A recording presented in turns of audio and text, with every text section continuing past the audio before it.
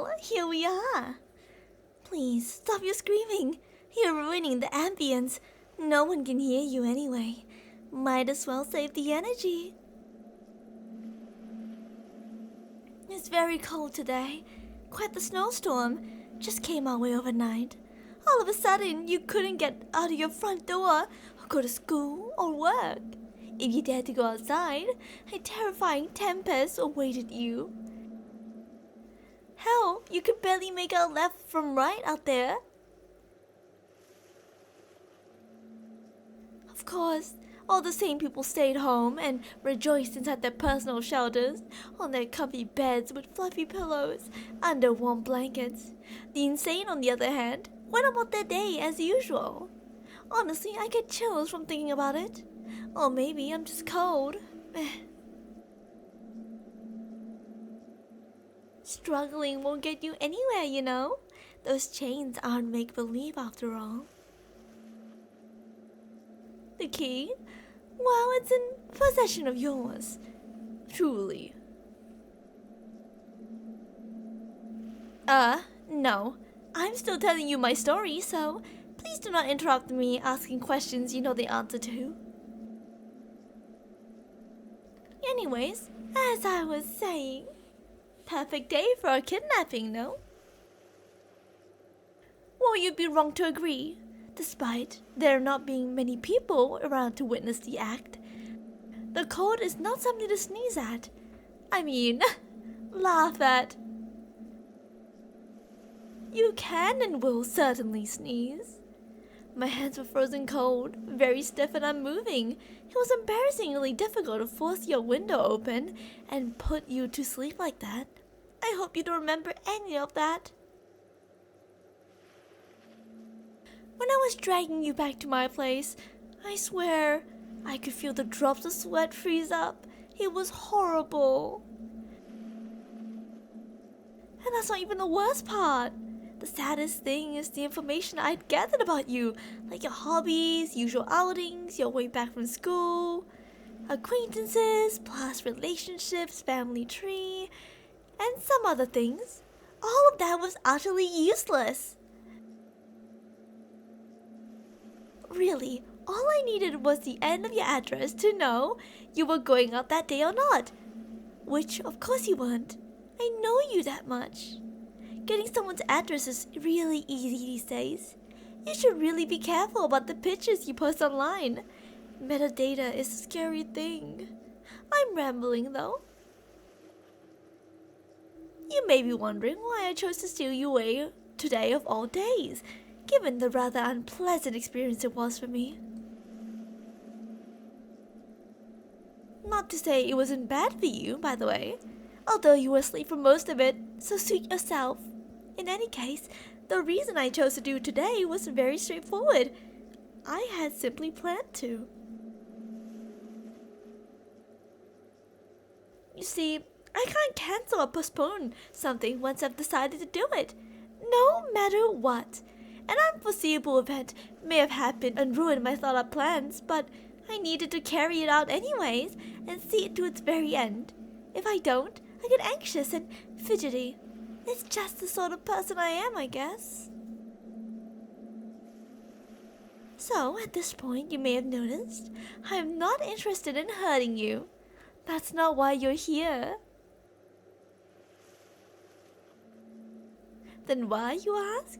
Now that's a really fun question. Well, you have such pretty eyes. They sit so naturally on your sweet, beautiful face. Your eyelashes flow softly up and down. Such delicate motions I could watch for days at a time. Well, aren't you adorable? Your cheeks red in disbelief. I thought someone this cute would be used to compliments by now. You're right, that's not my only reason for bringing you here. How should I put this? Have you ever felt an invisible wall stand between you and other people? Like your words never truly reach anyone? I felt that my whole life, the disconnection. Everyone always seems to be playing their part in this meaningless, confusing act of daily existence. Default lines taken straight out of a social template, just like two robots talking to each other, devoid of any humanity, solely spouting out simplified, optimized words for carrying out an empty conversation. I could never live in that tidy, made-up world. Emptiness, existence exhausted me. Their words become so muffled, it's like being underwater. All sound, no substance. It's nauseating, really. How could you live in a world like this, where no one means a thing they say? Where everyone is always falling into place? I could never shape myself to a puzzle piece. I wish I could, I do. To tell you the truth, and I apologize for the dark turn, I've been trying to put an ending to it.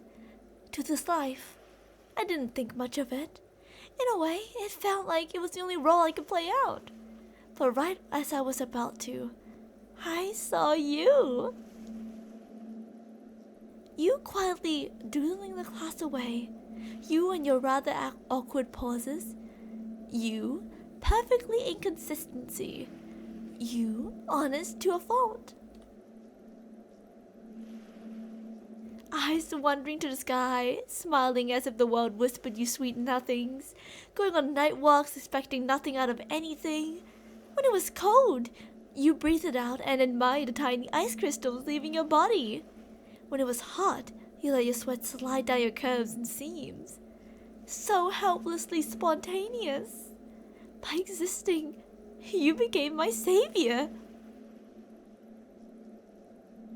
Eventually, I started feeling anxious. What if my eyes deceived me?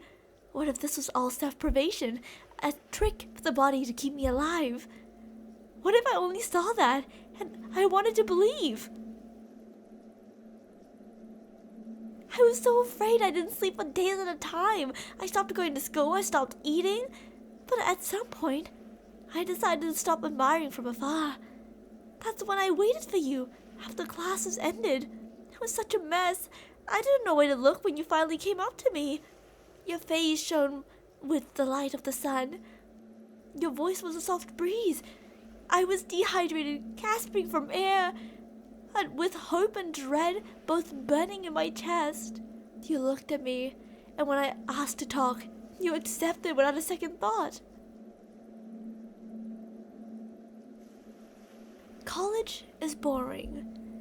People run from their make-believe acts, forming surface-level friendships, seeking only to benefit from others. For the past several years, I'd become numb to it. I'd begun to slowly rot. But there we were, on our way to the nearby park, your hand running through the moss. I'd been so lost, and you found me. Do you like life? I asked. You laughed innocently before saying yes. What do you think of me? The trees were swaying with the wind as we sat on the bench. Dabbled light falling down on us. You smiled warmly. You're weird, but I like you. I almost teared up. There was light to your words. You listened, truly listened to me, a complete stranger.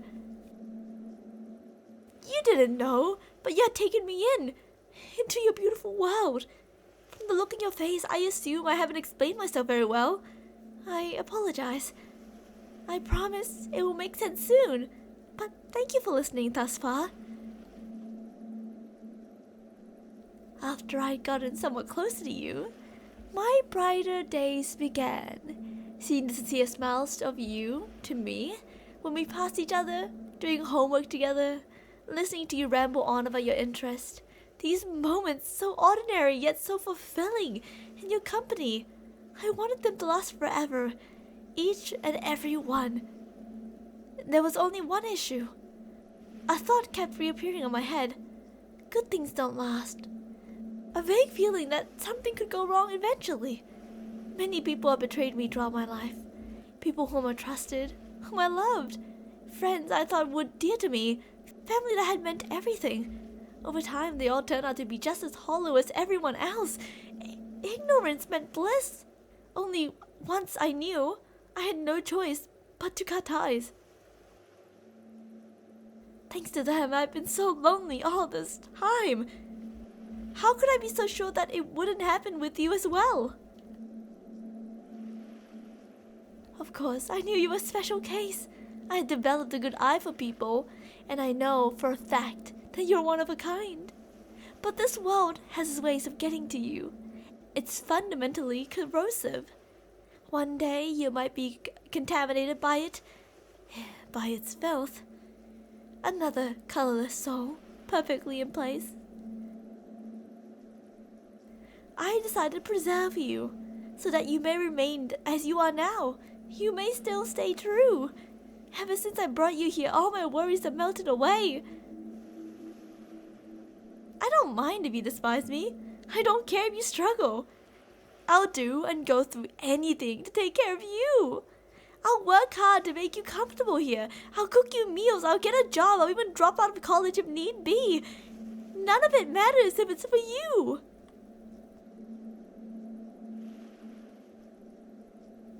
That's all I wanted to say. I hope my answer to your question was sufficient. You've been strangely quiet for someone who's been kidnapped. I appreciate your cooperation. You've been a great listener. A cute one at that. I mean it. Now, though, I do want to listen to you. Tell me, do you feel what I feel?